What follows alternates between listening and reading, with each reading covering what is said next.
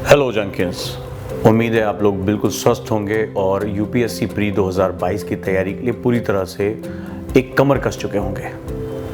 इस बीच श्रुति ने रैंक 1 हासिल करके हमारे पूरे परिवार को बहुत गौरवान्वित महसूस करा। लेकिन आज मैं आपसे बात करूंगा उन योद्धाओं से, उन वॉरियर से जो एक बहुत बड़ा युद्ध लड़ने जा रहे हैं। आईएएस प्री का एग्ज़ाम आपकी लाइफ का सबसे इम्पॉर्टेंट एग्ज़ाम है। सबसे जो फियर्स बैटल होती है, सबसे खतरनाक लड़ाई इसी फेज़ में होती है। मैं आज इस वीडियो में आपको कुछ टिप्स देने जा रहा हूं जिसको आपको फॉलो करना चाहिए और इस एग्ज़ाम में आप बहुत अच्छा करके निकलेंगे। आईएएस प्री का जो एग्ज़ामिनेशन है वो बेसिकली ऑब्जेक्टिव टाइप है और इसमें नेगेटिव मार्किंग होती है। सबसे पहली टेंशन होगी जो रात से ही आपको नींद आनी बंद हो जाएगी। बहुत से लोग नई नई किताबें पढ़ेंगे, ढेर सारे क्वेश्चन करेंगे और दिमाग में ढेर सारी इन्फॉर्मेशन को भरने की कोशिश करेंगे। कोशिश करिए कि आप 7-8 बजे के बाद आप दुनिया भर से कट ऑफ हो जाएं। आप शांत रहें, अगर हो सके मेडिटेशन करिए, डीप ब्रीदिंग करिए। मैंने मेडिटेशन की टेक्निक बताई और किसी से भी मत बात करिए। इस समय हमें बहुत डर लगता है, हम सबको कॉल करते हैं, हम सोचते हैं लास्ट टाइम कुछ रिवीजन कर लें, कुछ कहीं कुछ छूट तो नहीं रहा है। खुद को जितना शांत करेंगे, आपकी पढ़ी गई चीज़ें वो आपके उतना ही काम आएगी।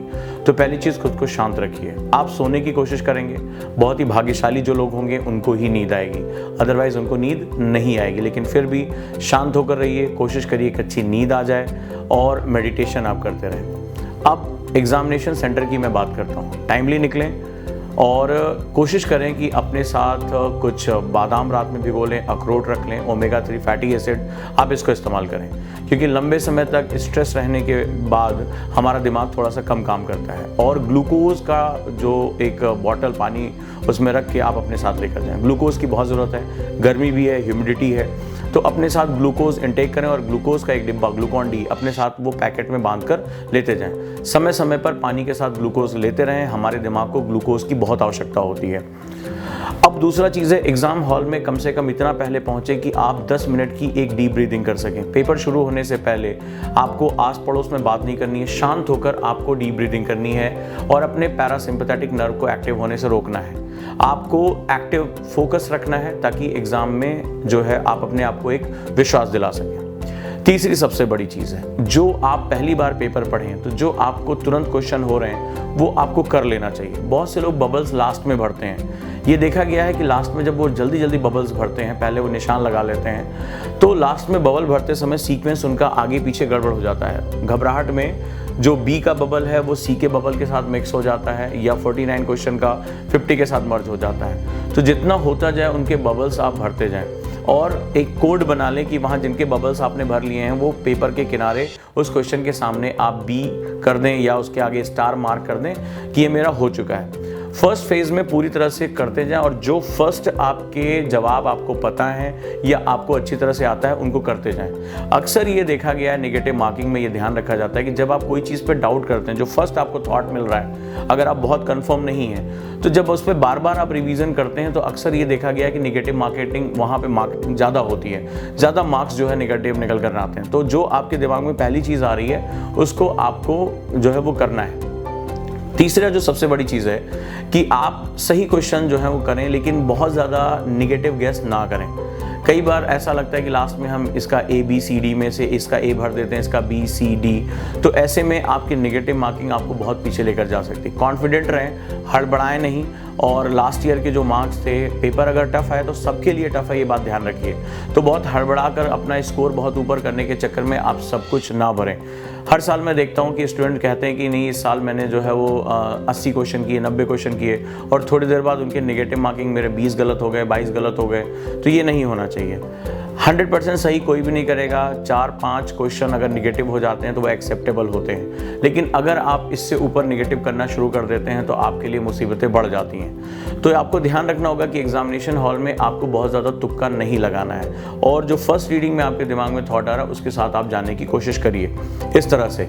और जहाँ पर आपको डाउट है वहाँ पर आप एक कोशिश करिए कि किस तरह से आप वो ऑप्शनल डिस्कार्ड कर सकते हैं जो नहीं हो सकते हैं। कई बार सिर्फ हमें सही जवाब ही इंपॉर्टेंट नहीं होता है, हमें ये भी ऑप्शन में पता होना चाहिए कि क्या नहीं हो सकता। अगर आप उसको डिस्कार्ड कर देंगे, जो बचा हुआ है वही आपका सही जवाब होगा। तो इन मेथड्स का इस्तेमाल करने से आपको बहुत फ़ायदे होंगे। अब गैप आएगा, गर्मी का दिन है, ज़्यादातर सेंटर्स के बाहर बैठने की या लेटने की जगह नहीं होती है और उस समय हम ढेर सारा रिवीजन करते हैं। कोशिश करिए अपने साथ एक बैग में एक चद्दर, एक कोई लेटने की कोई पॉलीथीन लंबी सी होती है वो ज़रूर लेकर जाएं, पानी लेकर जाएं, थोड़े से केले यानी बनाना रखें, उसमें जो है अच्छी खासी एनर्जी होती है। और ऐसे फूड या फ्रूट्स का इस्तेमाल करें जो आपको जो है एनर्जी लंबे समय तक दे सके। डीप ब्रीदिंग करके शव निद्रा यानी कि कहीं पर अगर आपको लेटने की जगह मिल जाती है या थोड़ी देर रेस्ट करने की जगह मिल जाती है तो अपनी रीढ़ की हड्डी को ज़रूर आराम देना, क्योंकि जैसे जैसे आप जब सेकेंड पेपर की तरफ बढ़ोगे तो आपकी जो पूरी बैकबोन है उस पर स्ट्रेचिंग आनी शुरू होती है। जैसे जैसे उस पर एक कसाव आता है, ब्लड सर्कुलेशन बाधित होता है और आप सही किए हुए क्वेश्चन भी गलत कई बार कर देते हैं। या जब आप कॉम्प्रिहेंशन के क्वेश्चन करेंगे, बोधगम्यता करेंगे, तो आप उसको सही क्वेश्चन जज नहीं कर पाएंगे। तो ये भी एक बड़ा इंपॉर्टेंट फेज होता है कि आपको इसके साथ काम करना है। इस तरह से आप जो है फ्लाइंग कलर्स के साथ निकलेंगे। तो जो तकनीकें मैंने आपको बताई, फिर से मैं आपसे कह रहा हूँ, कोशिश करिएगा कि एक 7-8 बजे बाद जो है आप फ़ोन इस्तेमाल ना करें।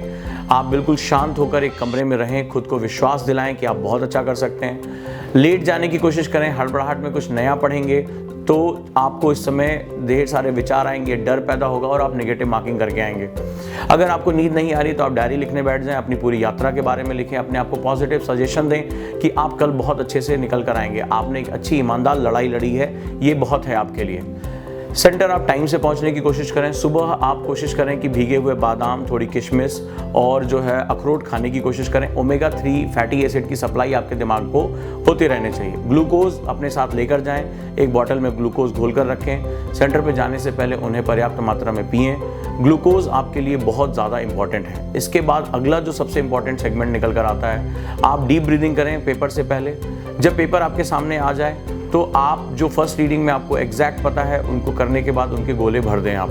नहीं तो बाद में अक्सर ये देखा जाता है कि वो जो सर्किल करना होता है उसमें हमेशा ऊपर नीचे की वजह से कई क्वेश्चन नेगेटिव मार्किंग हो जाती है। और याद रखिएगा ये बहुत ही कठिन बैटल है और एक भी क्वेश्चन की नेगेटिव मार्किंग आपको इस पूरी कहानी से बाहर कर सकती है। इसके बाद ध्यान से आपको क्वेश्चन करना है।